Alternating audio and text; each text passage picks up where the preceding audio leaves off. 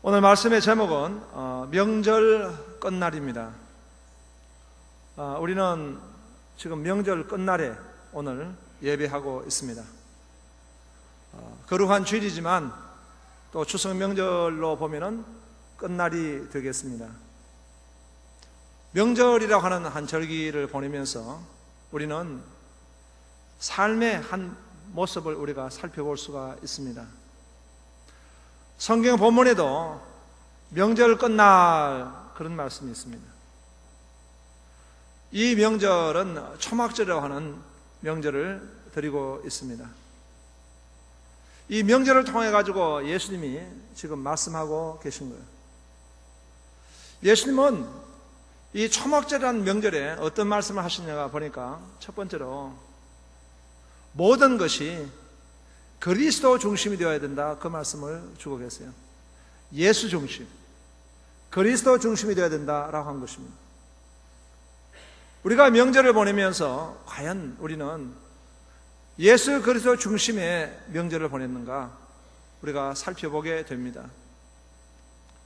명절은 그야말로 그 가정의 중심이 무엇인가가 드러나는 그런 시간이라 보여지게 되겠습니다.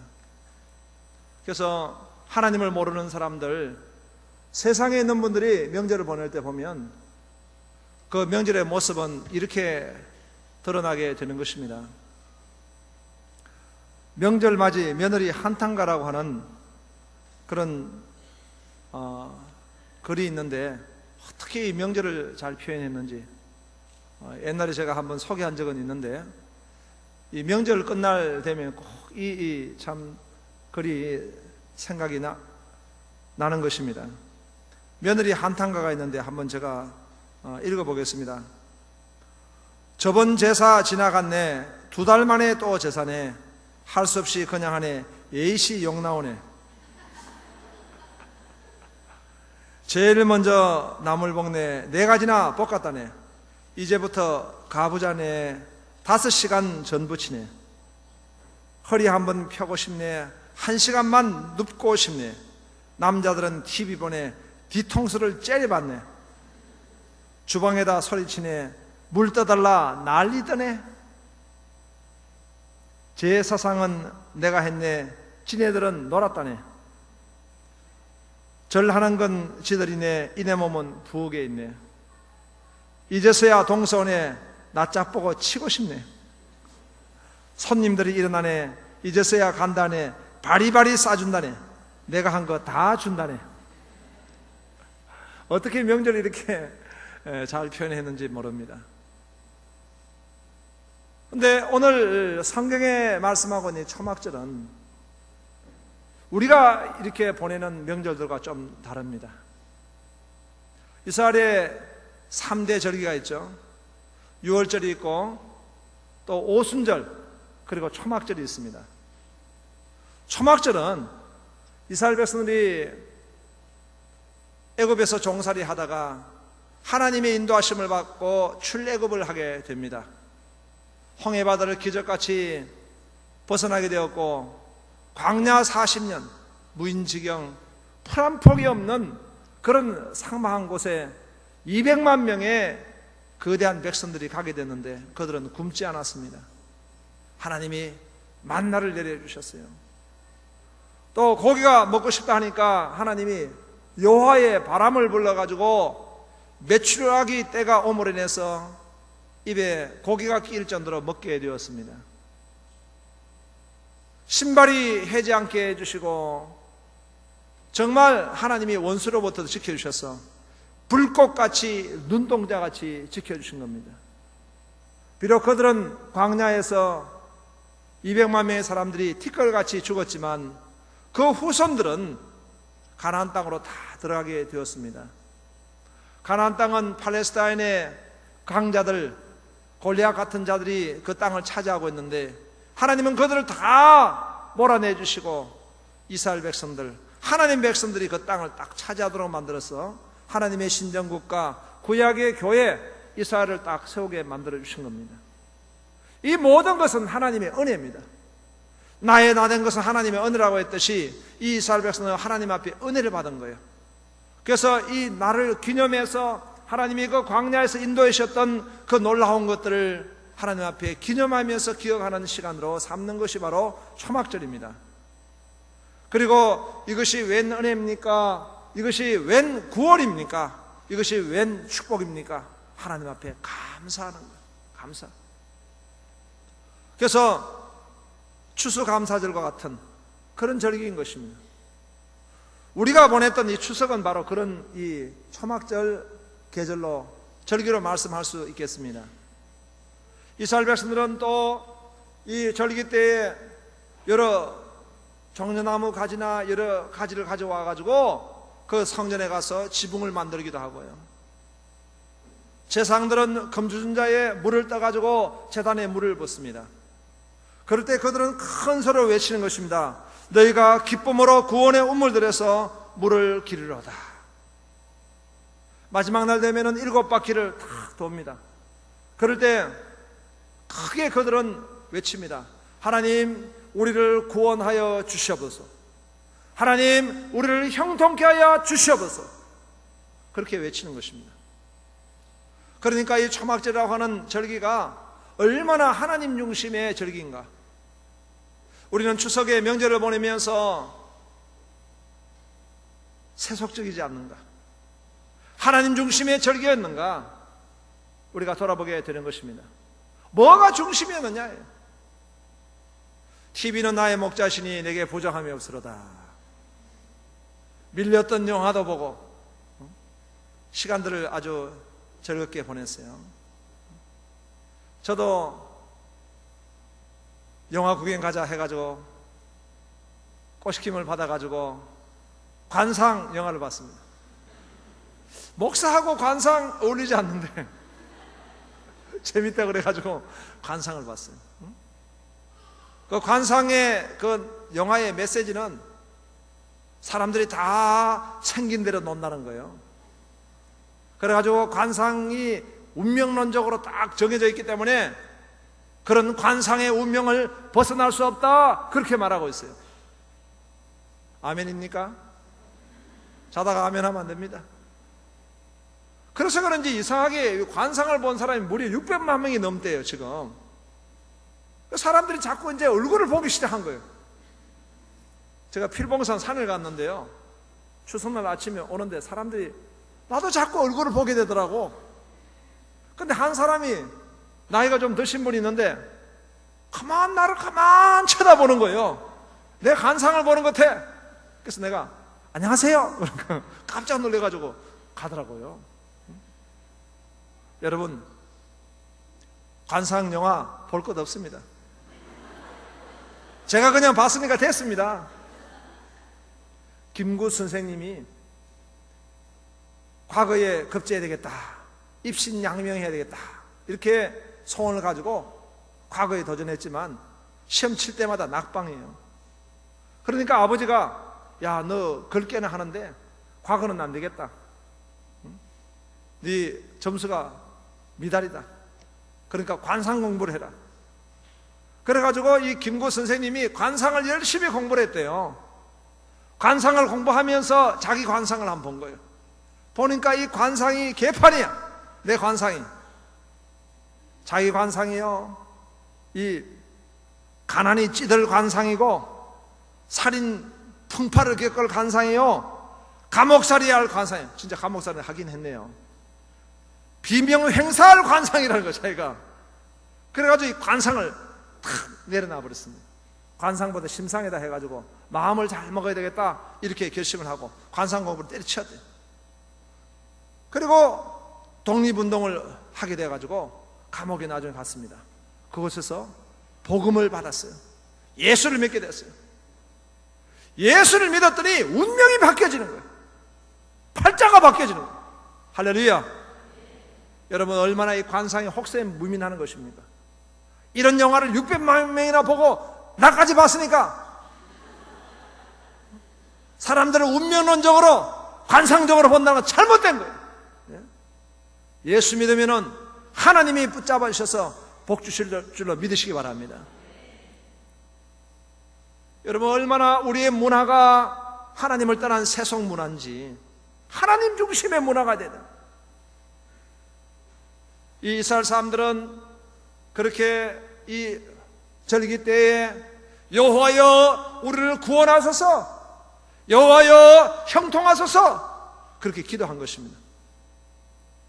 그런데 많은 무리가 있었는데 갑자기 어떤 한 분이 나타난 거예요. 그분이 나타나가지고 작은 말로 말씀하는 게 아니라 큰 소리로 누구든지 목말하거든 말씀했어요. 누구든지 목말하거든. 이 말씀은요, 모든 인생은 목마른 것입니다. 물질로 채워질 수 없는 목마름이 있습니다. 사람과의 만남으로 채워지지 않는 목마름, 어떤 오락과 유의로 채워지지 않는 목마름. 여러분, 우리가 명절을 보내면서 느끼는 거예요. 아무리 부침개를 많이 먹어도 내 영혼이 목말라요. 아무리 TV에 영화를 몇 프로 떼도 허무해요. 아무리 즐거운 오락을 해도 내 영혼은 만족함이 없습니다. 누구든지 목마르거든 인생은 다 갈망이 있는 것이에요. 시편 42편 1절에 보니까 하나님이여 사슴이 시냇물을 찾기에 갈급함같이 내 영혼이 주를 찾기에 갈급하나이다. 사슴이 시냇물을 찾는다는 것은 사슴이 위기를 당하면, 사냥개에게 쫓기게 되면 사슴은 자기 몸에 있는 그 사슴의 내음을 지워버리려고 줄 행랑을 치면서 못으로 달려가게 된다는 것입니다. 그런 같이 영혼은 갈망이 있는 거예요. 갈망이 있어. 그리고 무언가를 찾는다는 거예요. 잃어버린 것을 찾고 있는 것입니다. 여러분, 정말 한번 찾아보셨어요? 잃어버린 걸 한번 찾아봤어요? 저는 명절 전날요, 강남에 약속이 있어가지고 중요한 모임이 있어서 갔어요.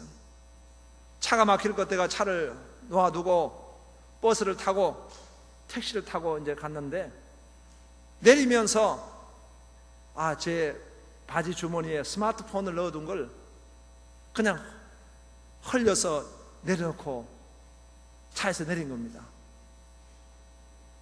저는 스마트폰 그 건전지가 좀 양이 다 그냥 달아가지고 가서 제가 그 음식점에서 좀 충전을 하겠다고 한쪽 보겠더니는 충전기를, 참 큰 걸 충전기를 잡아놓고 줄하고 다 잡아놓고 스마트폰을 잊어버린 거예요.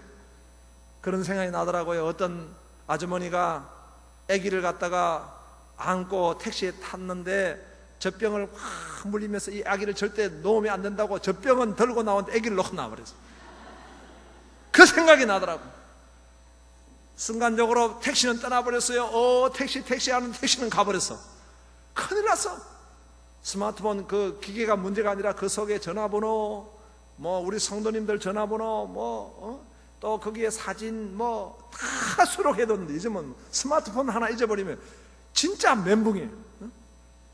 하는데 스마트폰은 잊어버렸어. 그래가지고 알고 있는 전화번호 모르니까 2개밖에 없더라고. 우리 집 사람하고 우리 아이하고 교회하고 3개밖에 몰라. 완전히 요즘 스마트폰 때문에요, 다 기억력 상실이에요. 그래가지고 급히 전화해가지고 우리 사무실에 보육자분들에게 전화해가지고, 자, 어떻게 전화 좀 수소문 해보라. 그러니까 빨리 전화를 이제 정리해버려. 그래야 장난 안 치고, 이 스마트폰은 딴 사람 수중에 넘어가면은 이게 지금 팔려버리면요, 돈이 10만 원 이상 돈을 받을 수 있기 때문에 거의 장난질 치고 스마트폰 잊어버린다는 거예요. 그래서 스마트폰을 잘못하면 또 큰일 나니까 막 전화기를 끊으려고 이제 스마트폰 이제 연락을 하는데, 옆쪽 전화에서 그 로비에서 전화가 또 와서 스마트폰을 찾았다는 거예요. 할렐루야. 여러분 한번 이런 걸 한번 찾아보세요. 스마트폰 찾는 게 얼마나 감사한지 막 그 자리에서 내가 할렐루야. 호텔의 직원들이 막 쳐다보고 할렐루야. 그 이제 우리 전사님한테 물어봐서 지금 스마트폰을 누가 가져갔냐, 누가 찾았냐. 그 찾은 사람이 강남에 있는 그 술집 여사장이 찾았다는 거예요. 까딱했으면 그 집에 가서 마실 뻔했어요. 그래서 내가 바빠가 전사님 보내가지고 선물 드리고 대접하고 스마트폰 찾아왔어요. 여러분, 사람은 다 무언가를 찾고 있어요. 하나님을 잃어버린 영혼들이요, 그 영혼이 갈망하고 있는 것입니다. 사슴이 시냇물을 찾기에 갈급한 같이 찾고 있는 것입니다. 사마리아 여인이 내 인생의 행복을 찾았어요. 그런데 결혼해서 그 행복을 채워줄 줄 알았던 그 남편은 결코 행복을 채워주지 못했어요. 만족함을 주지 못했어요. 남편과 헤어지고 또 다른 남편은 없고, 또 헤어지고 또 다른 남편은 없고, 가정을 바꾸고 새롭게 바꾸어 봤지만은 만족함을 얻을 수가 없어요. 예수님이 그 자리에 나타나신 거예요. 네가 주는 물은 목마르지만은 내가 주는 물은 영원히 목마르지 아니하리라. 주님이 채워주셔야 될 줄은 믿습니다. 그래서 누구든지 목마르거든, 오늘 이 메시지 가운데 참 중요한 메시지를 예수님은 하십니다. 초막절 그 명절에 아무리 초막절 그 절기를 드렸지만, 여호와여 구원하소서, 여호와여 형통하소서 하지만은 그 영혼은 만족함이 없습니다. 왜? 내게 오라는 것입니다. 예수님이 그 성전에서 초막절 절기를 드리고 있는 그 이스라엘 백성들에게 누구든지 목마르거든 다 내게로 오라 그랬어요. 예수 그리스도만이 길이요 진리와 생명입니다. 그리스도만이 그들에게 만족함을 줄 수 있는 만유의 주이신 것입니다. 그리스도만이 내 영혼에 만족함을 줄 수가 있습니다. 할렐루야. 내게로 와서 그랬어요. 오라고 하는 것은 주님의 영원한 초청입니다. 아담과 하와가 하나님을 잃어버리고 숨었을 때, 아담아 네가 어디 있느냐? 오라! 이 땅에 하나님의 아들 예수 그리스도가 오신 것은 바로 오라는 것입니다. 교회는 바로 come structure, 모이기 위해서 부르심의 그런 장소인 것입니다. 오라는 것입니다. 온다는 것은 세상을 뒤로 하라는 것입니다. 세상을 포기하라는 것입니다. 모든 어두움은 포기하고 빛 대신 그리스도 앞으로 나오라는 것입니다. 와서 내게 와서 마시라 그랬습니다. 그것은 바로 예수님을 구경하는 자리에 있는 것이 아니고 예수님을 나의 주인으로 모시는, 나의 왕, 나의 아버지, 나의 하나님으로 그리스도를 모시라는 것입니다. 그럴 때에 그 영혼이 만족함을 얻게 될 줄을 믿습니다. 이 명절에 주는 메시지는 그리스도 중심이 되어야 된다. 예수 중심이 되어야 된다. 두 번째로 주는 메시지는 능력을 체험하라는 것입니다. 주님이 말씀하셨어요. 목마른 자는 다 내게로 와서 마시라 말씀하시고, 그 다음에 38절에 보니까 나를 믿는 자는 성경의 이름같이 그 배에서 생수의 강이 흘러나오리라. 그 배에서 생수의 강이 흘러나오리라. 할렐루야. 여기서 배를 말씀하셨습니다. 오늘 우리 3부 예배는 보니까 조는 분이 안 보이네요. 안 줬어요. 거의 안 졸고 약간 1%가 조네요. 왜 좁니까? 명절날 이 배에 음식을 너무 많이 채웠어. 기름진 것들을 많이 채웠어요. 그런데 이 육신의 배를 통해서 영적인 의미를 말씀하시는 거예요. 의에 줄이고 목마른 자는 복이 나니 저희가 배부를 것이며, 이 배를 말씀하신 것은 바로 하나님을 만나는 것은 체험적 진리라는 것입니다. 하나님을 만나야 된다는 것입니다. 여러분, 능력은 체험해야 되는 것인 줄로 믿습니다. 그런데 구약의 성도들은 능력을 받지 못했습니다. 우리 주님이 오늘 말씀하신 것은 너무나 중요한 진리가 있는 거예요. 누구든지 목마르거든 내게로 와서 마시라 말씀하시고, 그 배에 생수의 강이 흘러 넘치라 말씀하셨어요. 생수는 무엇입니까? 목마른 자가 생수를 마시면 어떻습니까? 그 물이 콸콸 부어질 때 생수는 깨끗해집니다. 더러워졌던 것들이 깨끗해지는 그런 역할을 하고 있습니다. 그리고 생수는 뭡니까? 항상 신선합니다. 새로워지는 것입니다. 이전 것은 지나갔으니 보라 새 것이 되었도다. 신선해지는 거예요. 그리고 생수를 마셨을 때는 힘이 납니다. 원기가 납니다. 우리가 인생을 살아가고 믿음 생활, 이 삶을 살아갈 때는 우리가 힘이 있어야 합니다. 에너지가 있어야 합니다. 능력이 있어야 합니다. 저는 명절에 책을 하나 봤는데 성공적인 사람들이 8가지 습관이라는 책이 있어요. 원래 7가지 습관이라는 책을 썼던 스티븐 코비가 쓴 책인데, 그 7가지 습관이라는 책이 경영학 분야, 자기관리 분야에서는 아주 뛰어난 명저입니다. 사람이 성공하려면 대형적 인생이 아니라 주도적 인생이 되고, 또 패패 사고를 가져서 안 되고 성성사고를 가진 윈윈의 사고를 가져야 되고, 꿈과 비전이 가지고 있는 그런 사람이 되어야 되겠고, 뭐 이런 어떤 7가지 습관을 말해서 많은 그 자기개발서의 하나의 지침이 되었습니다. 그 스티븐 코비는 이제 작고했어요. 근데 작고하기 전에 쓴 이 8가지 습관이라는 책이 아주 또 유명한 책이에요. 그에 오면 핵심 내용이 뭐냐 하니까, 사람이 정말 성공하려면은 자기 내면의 소리를 들을 수 있어야 된다는 거죠. 육신의 소리가 아니라 자기 내면의 소리를 들을 수 있어야 된다는 거예요. 이분은 뭘 이야기하고 있어요? 영적 파워를 말씀하고 있는 거예요. 기독교적으로 말씀하는 내용은 비록 아니지만 경영학자가 볼 때도, 자기 예배를 하는 사람의 입장에 볼 때도, 사람이 인내하고 절제하고 꿈과 비전을 가지고 어떤 한 가지 방향으로 끝까지 나가고 창의력을 가지는 사람이 되려면 자기 속에 어떤 힘이 있다는 거예요. 힘.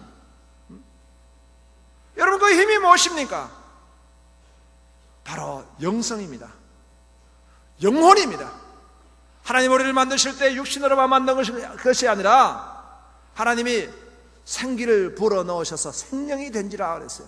우리의 하나님이 우리에게 영혼을 만들어 주셨어요. 그런데 이 영혼이 죄로 말미암아 마귀의 종이 되고 만 것입니다. 그런데 예수 그리스도가 오시면은 십자가 보혈의 능력을 덧입어서 그 영혼이 자유함을 얻게 되는 것이고, 또 그 영혼이 힘을 얻게 되는데, 어디서 영혼이 힘을 얻고 영혼이 능력을 받을 수 있습니까? 바로 오늘 주님 말씀하신 같이 생수의 강이 흘러넘치라 말씀하셨어요. 그런데 그 생수의 강에 대한 설명을 39절에 보니까, 이런 그를 믿는 자들이 받을 성령을 가르쳐 말씀하신 것이라, 예수께서 아직 영광을 받지 않으셨으므로 성령이 아직 그들에게 계시지 아니하시더라. 생수의 강은 바로 성령 하나님입니다. 성령님이 임하실 때에 그 영혼을 소성시켜 주시고 영권을 부어주시고 영력을 주시고 능력을 경험하게 해주신 줄로 믿습니다. 성령 하나님이 우리 영혼을 붙드시고 하신 일이에요. 그런데 예수님께서 십자가를 지시기 전까지는 이 성령님에 대해서, 생수의 강에 대해서 말씀하셨지만은 아직 성령의 때가 되지 않았기 때문에 그 성령의 시대가 아니기에 그들은 성령을 받을 수가 없었어요. 그러나 예수님이 십자가를 지시고 부활 성천하시고 오순절 때는 이 예언된 말씀이 그대로 성취가 되어서 성령이 강림하심으로 말미암아 그 잃어버렸던 영혼들이 힘을 얻고 능력을 받아서 놀라운 하나님의 사람이 된 것을 믿습니다. 할렐루야. 능력을 받은, 우리는 성령으로 말미암아 능력을 받은, 성령의 능력을 받을 때 원수 마귀가 7길로 떠나갈 줄로 믿습니다. 성령의 능력을 받을 때 하나님은 우리에게 꿈과 비전을 주실 줄로 믿습니다. 성령의 능력을 받을 때 우리에게는 참으로 인내의 믿음의 삶을 살게 해주실 줄로 믿습니다. 성령의 능력을 받을 때 성령의 9가지 열매를 맺게 해주실 줄로 믿습니다. 할렐루야.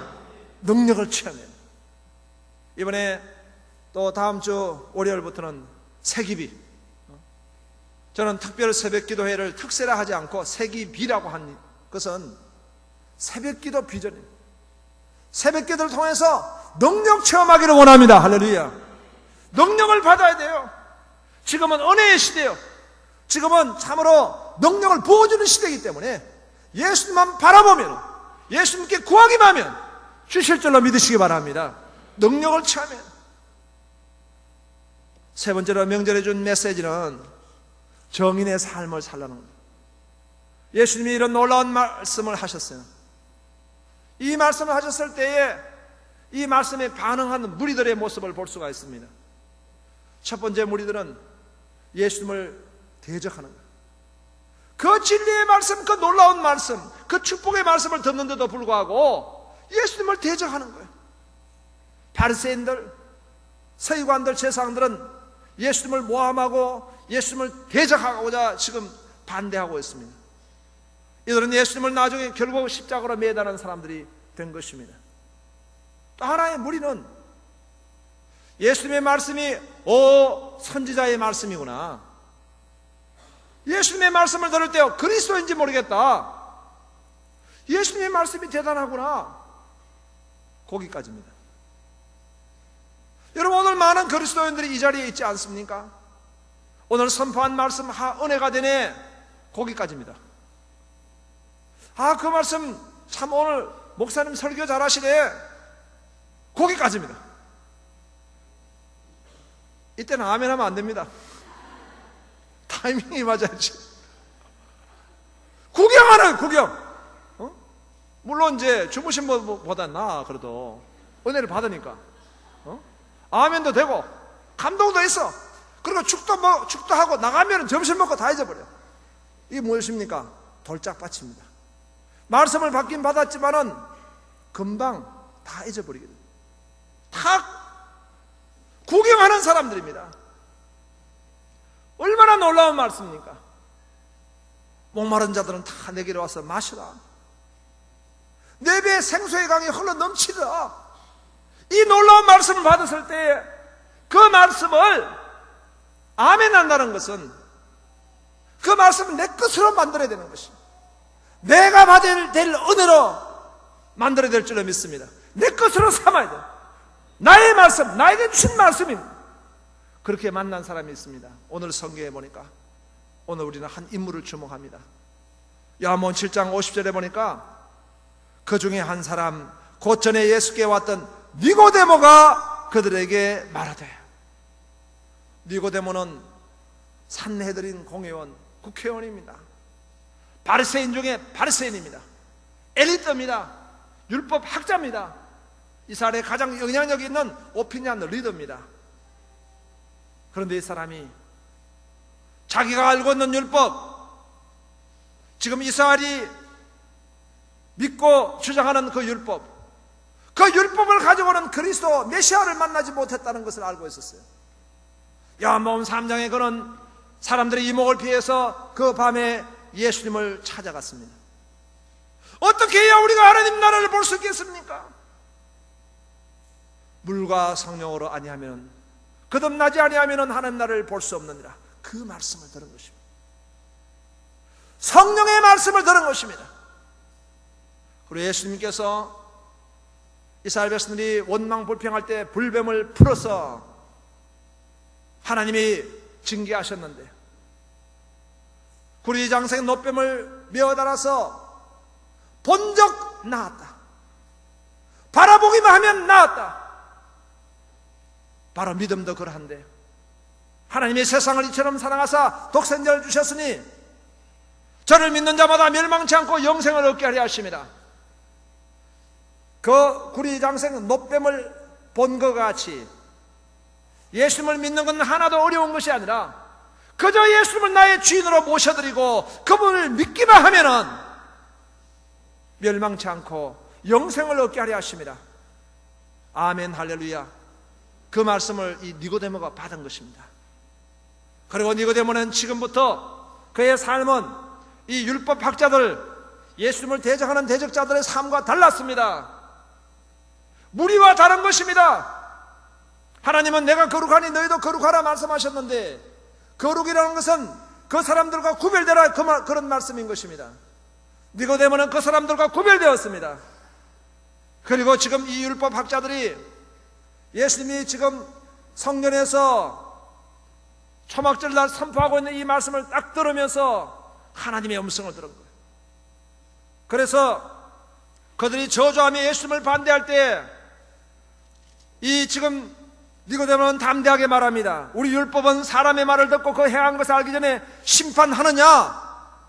너희들이 말하고 있는 율법은 잘못되었다. 이 예수는 바로 그리스도다.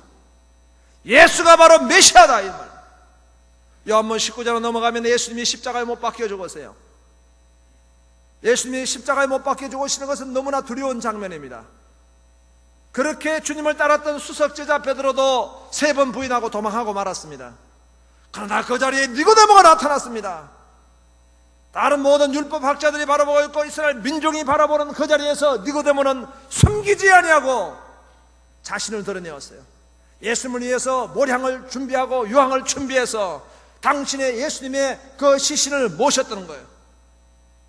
예수님은 바로 그리스도라는 거예요. 숨기지 않았습니다. 우리가 명절을 보내면서 믿지 않는 사람들 같이 있을 때 내 입에서 그리스도가 나가지 않는 거예요. 내가 예수 믿는 삶을 드러내지 않는 거예요. 오늘 직장의 삶에서 세상 사람들과 만난 가운데 은근히 나는 그리스도를 묻고 있습니다. 그러나 니고데모는 드러내었어요. 예수는 그리스도, 내가 믿는 진리, 내가 믿는 예수님을 드러내었습니다. 이것이 바로 정인의 삶입니다. 명절에 주는 메시지입니다. 명절 끝날, 오늘이 바로 명절 끝날 거룩한 주일입니다. 이 메시지가 하나님이 여러분이 주신 메시지가 되기를 주의 이름으로 축원합니다. 기도합시다.